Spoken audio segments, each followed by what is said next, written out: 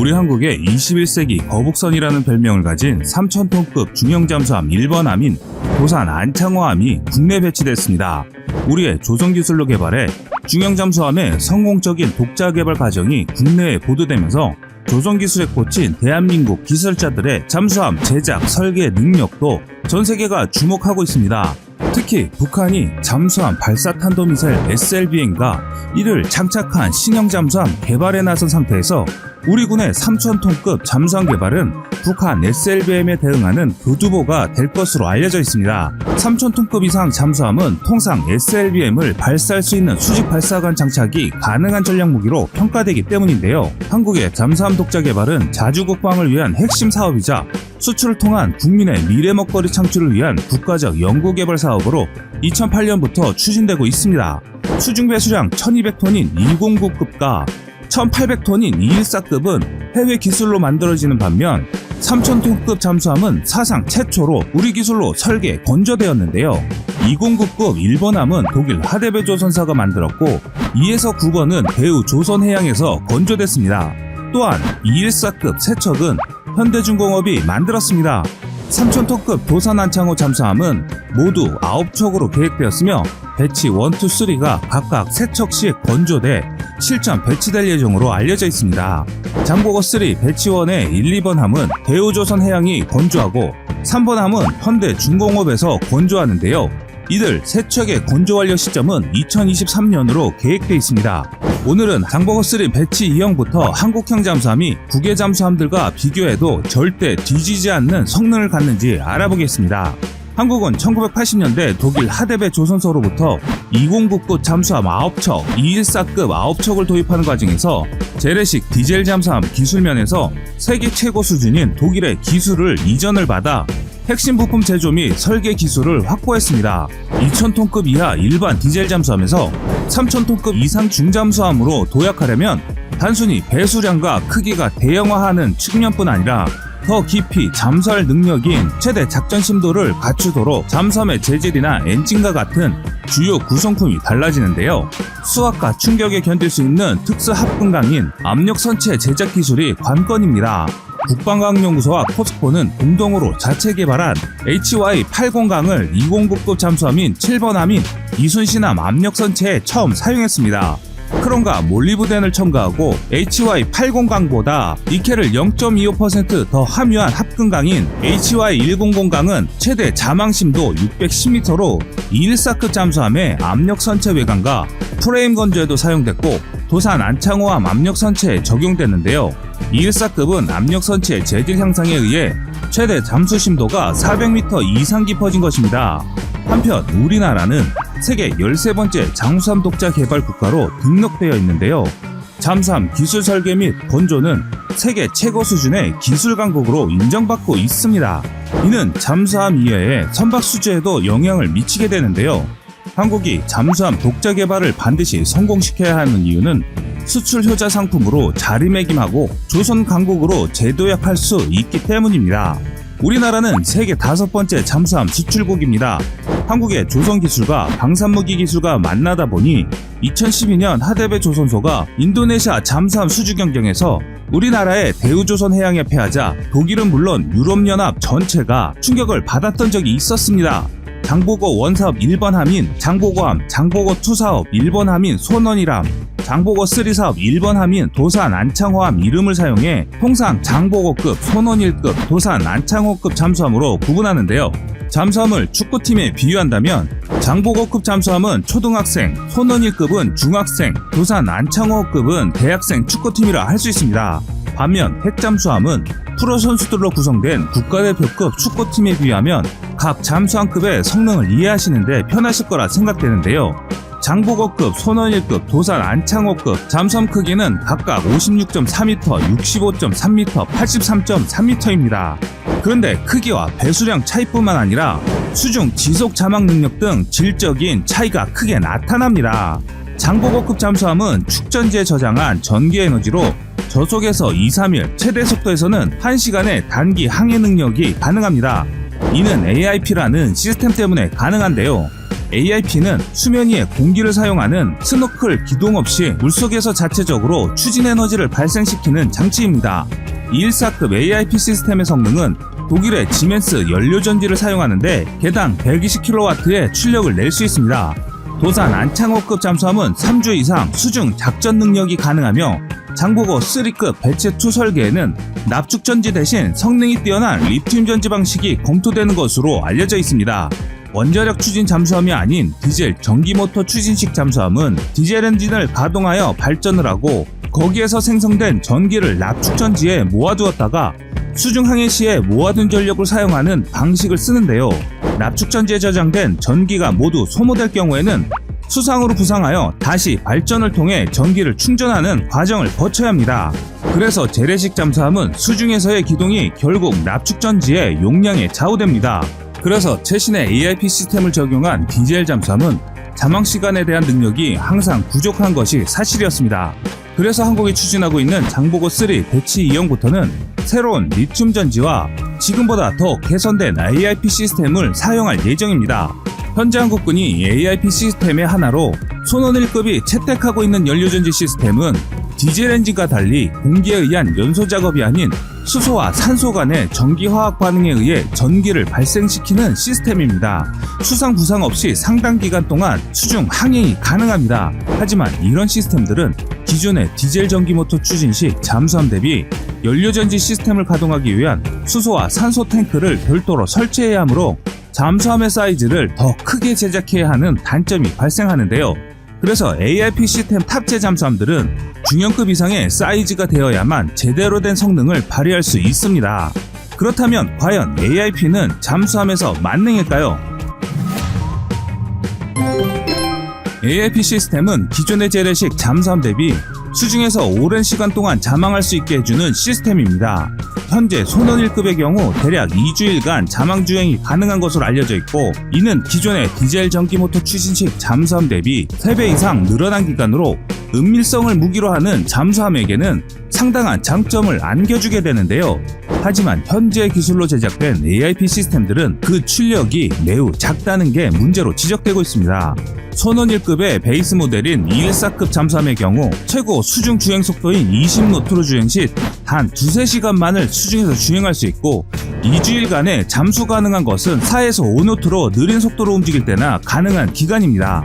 평시 초기 기동을 위해 느린 속도로 잠항하거나 하는 데는 문제가 되지 않을 수 있지만 전투 기동 시에는 이 정도의 성능은 큰 문제점이 될 수 있습니다.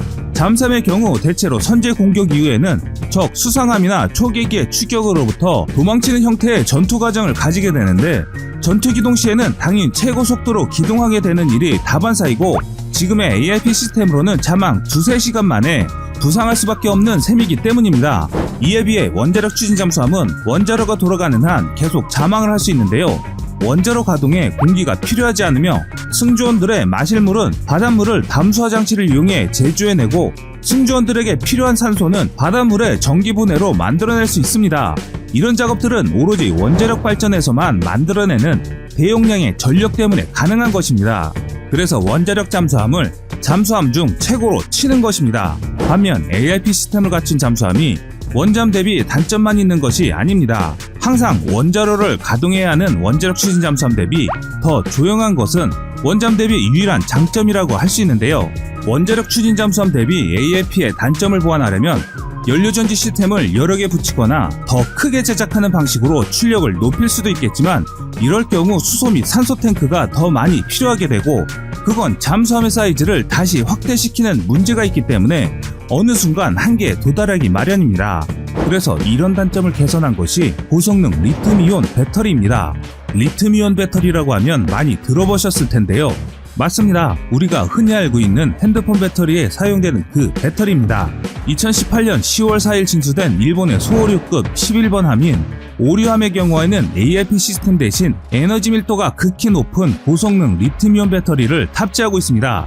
일본 해상자위대 잠수함들이 탑재하고 있는 AIP 시스템은 스털링 기관이라는 것으로 당초 스웨덴의 고틀랜드급에 최초로 탑재된 것을 일본이 라이센스 생산하여 일본의 잠수함에 탑재했는데요. 일본의 소오류급의 11번 함부터는 AIP 시스템을 걷어내고 그 자리에 리튬이온 배터리를 채워 넣어 고출력과 더 긴 자망 시간을 구현했습니다. 10노트의 수중 속도로 12일간, 20노트의 속도로 39시간 자망이 가능한 수준으로 최고 속도로 기동할 경우 기존 AIP 대비 자망 시간이 10배 이상 늘어났다는 것이 장점입니다. 하지만 리튬이온 배터리의 경우 폭발 위험이 타 축전지 대비 높은 편이며 특히 수분과 접촉할 경우 그 가능성이 급격히 늘어나는 단점을 가지고 있습니다. 교전 중에 어뢰나 기뢰 폭발로 인한 충격으로 배터리가 이상이 생길 수도 있고 최악의 경우 삼성 갤럭시나 애플 아이폰처럼 배터리 게이트 같은 기동 중 폭발할 수 있는 위험이 항상 도사리고 있습니다. 또한 과거 사례를 본다면 보잉의 B787 드림라이너 기종에는 효율적인 전원 공급을 위해 리튬이온 배터리를 사용하고 있는데 배터리로 인한 화재 사건도 있었기 때문에 관리도 매우 까다로워집니다. 그런데 도산 안청호함 배치 2형부터 리튬이온 배터리를 탑재할 계획으로 알려져 있습니다. 하지만 앞서 소개시켜드린 무기 체계와는 다른 시스템으로 진행될 예정입니다. 도산 안창호함 배치 2형에는 일본의 소호리급처럼 연료전지 관련 장치를 모두 떼어내고 그 자리를 전부 리튬이온 배터리로 채우는 방식은 아닌데요. 지금의 납축전지를 대체하고 연료전지 시스템은 그대로 사용할 것이 가장 유력합니다. 기존의 납축전지로 인한 자망 시간에 대한 연장과 리튬이온 배터리로 인한 문제도 어느 정도 개선이 되기 때문인데요. 하지만 아무리 배터리가 좋아져도 배터리는 배터리일 뿐입니다. 자망 시간과 속도가 크게 개선된다고 하지만 체급에 따른 한계는 분명 존재하는데요.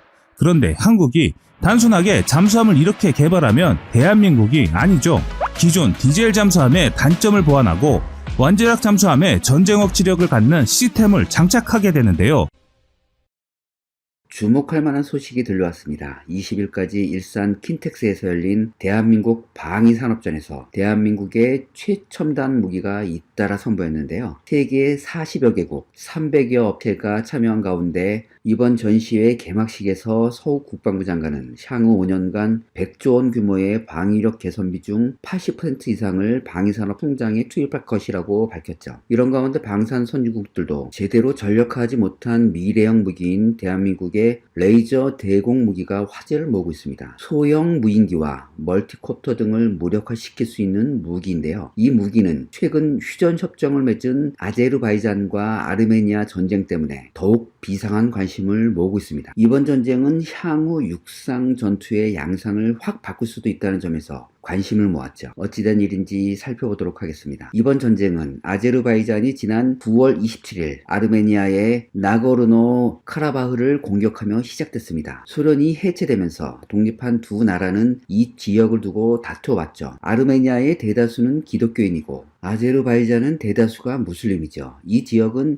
옛 소련 시절 아제르바이잔 영토였습니다. 옛 소련이 붕괴하자 아르메니아계가 대다수인 이 지역 주민들은 독립공화국을 세운 뒤 아르메니아와 통합하겠다고 선포했지만 아제르바이잔이 이를 거부하는 바람에 양측이 1992년부터 1994년까지 치열한 전쟁을 벌여 3만 명이 사망했죠. 1994년 아르메니아는 이 지역을 공격해 아제르바이잔인들을 몰아내고 아르차흐 공화국으로 독립시켰습니다. 아제르바이잔은 바로 이때 빼앗긴 영토를 되찾겠다는 명분으로 이 전쟁을 시작한 것입니다. 터키는 아제르바이잔과 긴밀한 관계를 맺고 있는 반면 러시아는 아르메니아와 아제르바이잔 모두와 좋은 관계를 유지하고 있죠. 이번 전쟁은 드론 전쟁으로 불립니다. 아제르바이잔은 전쟁을 준비하며 터키와 이스라엘 등에서 다량의 드론을 도입했습니다. 개전 초기에 가장 눈깃을 끈 것은 아제르군 드론이 발사한 미사일에 아르메니아 T-72 탱크들이 산산조각나는 장면이었습니다. 드론은 터키 바이락타르사가 제조한 TB2 무인 공격기로 알려졌는데요. 터키는 미국이 무인기 인도를 꺼리자 자체 개발에 성공했죠. TB2 드론은 카타르, 우크라이나 등에 수출되고 있으며 아제르바이잔 군도 도입했습니다. 무기로는 MAM 유도 미사일, 대전차 UMTAS 미사일 장착이 가능하죠. 최대 8km까지 비행이 가능한 아제르의 드론들은 대전차 미사일을 사용해 지상의 목표물들을 공격합니다. 높은 고도로 인해 공격 드론은 육안이나 소리로 식별하기가 쉽지 않습니다. 보이지도 않고 소리도 없는 적의 공격에 아르메니아의 전차와 장갑차들은 쉽게 파괴됐습니다. 바로 아제르바이잔은 드론을 이용해 초기에 승세를 잡은 것이죠. 이처럼 물론 이번 전쟁은 드론의 역할이 더욱 확대됐음을 보여주고 있습니다. 드론은 테러나 정찰 감시의 역할을 넘어 공격 무기로 자리 잡았습니다. 미국이나 유럽의 군사 강국들은 20여 년 전부터 드론을 공격 무기로 사용하고 있습니다. 하지만 이제는 터키나 이란과 같은 국가들도 자체 생산한 드론을 이용해 전쟁을 수행할 수 있는 시대가 됐습니다. 터키와 같은 국가들도 탑재 컴퓨터나 통신 부품과 같은 드론 핵심 부품들을 쉽게 구입할 수 있기 때문입니다. 드론은 더 이상 선진 국가들만 사용하는 무기가 아니라는 것입니다. 아르메니아와 아제르바이잔은 지난 9일 휴전에 서명했는데요. 휴전은 아르메니아가 사실상 백기를 들었기 때문에 성사됐습니다. 한마디로 드론에 완전히 당한 것이죠. 이에 따라 아르메니아는 지배하고 있던 이 지역의 상당 부분을 잃었습니다. 때문에 아제르바이잔과 휴전 협정에 반대하는 아르메니아 국민들이 연일 시위를 이어가고 있습니다. 사실 1994년 1차 아제르바이잔과 아르메니아 전쟁은 아르메니아의 일방적인 승리로 끝났습니다. 하지만 아제르바이잔은 드론과 같은 혁신 기술을 빠르게 받아들였고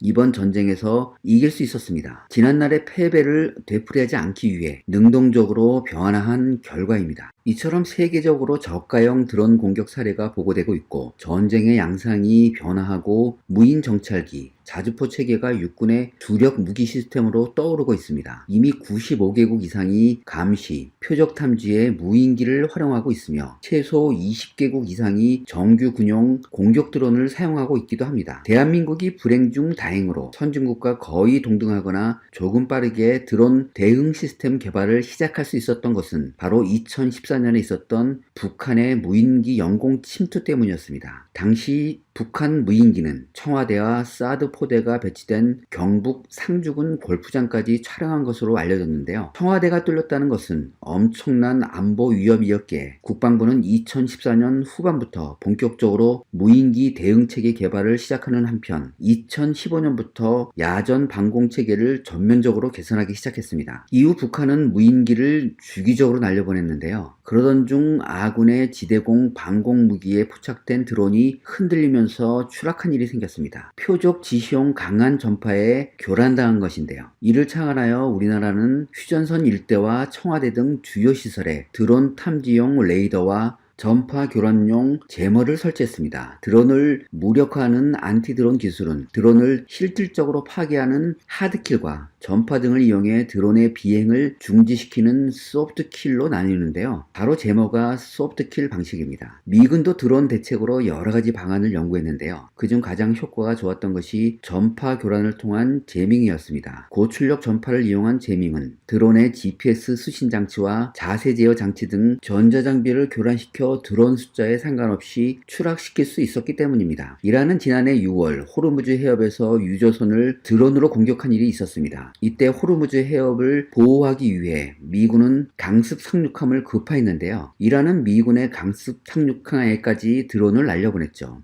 미군은 이때 이란의 드론을 격추시켰습니다. 이란 드론을 격추시킨 무기는 미 해병대가 새로 도입한 경해한 대공통합 시스템입니다. 이 무기는 차량 탑재형 지향성 전파 교란기인데요. 레이더와 적외선 카메라를 이용해 드론을 탐지하고 피하 식별 후 고출력 전파를 이용하여 드론을 격추하는 장비죠. 미군이 이 제밍을 통해 드론을 격추한 첫 번째 실전 기록입니다. 한편 우리 군은 북한 무인기에 대응해 무인기를 격추할 수 있도록 기존 발칸포를 개량함과 동시에 무인기 요격용 레이더 무기 개발 사업을 발표했는데요. 하드킬 방식의 안티드론 기술인 레이저 대공 무기는 소형 드론을 저위험으로 요격할 수 있다는 장점을 가지고 있죠. 바로 이 사업이 결실을 맺은 것입니다. 드론 잡는 레이저 대공 무기의 개발이 마무리되면서 대중에게 공개된 것은 지난 8월이었습니다. 국방과학연구소는 충남 태안의 안흥 시험장에서 창설 50주년 기념으로 합동 시연을 보였습니다. 레이저 대공 무기는 광섬유에서 생성된 광원 레이저빔을 표적에 직접 쏴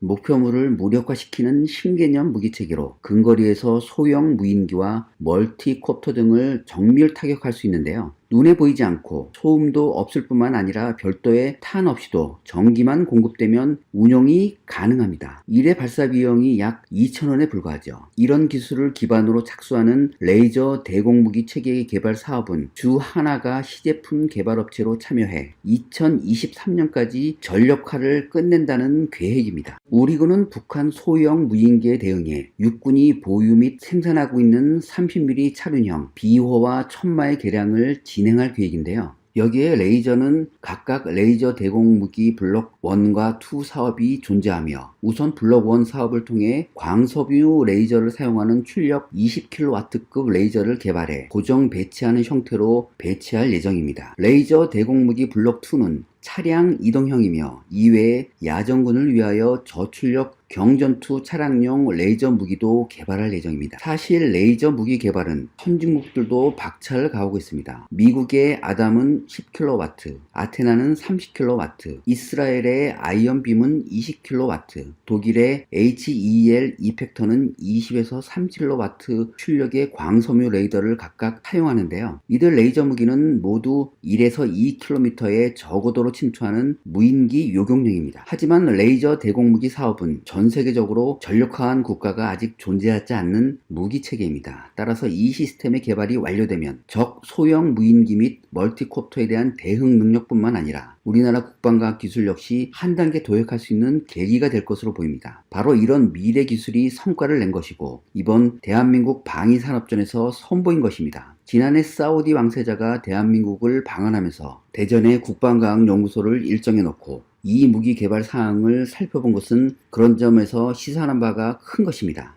아제르바이잔의 드론 전쟁은 4차 산업혁명 기술이 전쟁의 양상을 어떻게 바꿔나가는지를 아주 잘 보여주고 있습니다. 전쟁 발발 시 타격 대상은 군사기지뿐만 아니라 발전시설과 정유시설에도 집중되고 있습니다. 국가기관망을 한순간에 마비시킬 수 있기 때문인데요. 사우디 정유시설에 대한 드론 공격은 이제 한국에서도 발등에 불입니다. 국내 발전시설과 정유시설에 대한 방어책을 원점에서부터 제거해야 하는 시점이죠. 우리 군도 드론봇 전투체계를 수립한 바 있습니다. 육군은 민간에서 개발된 국산 드론을 이용해 다양한 전투 실험을 실시하고 있으며 그 결과를 바탕으로 새로운 전투 교리를 만들어 미래의 전쟁에 대비하고 있습니다. 이제 군사력의 핵심은 누가 더 빨리 신기술에 적응하는가에 따라 달려 있습니다. 기존의 관행에 머물고 있는 군대는 뒤로 후퇴할 수밖에 없습니다.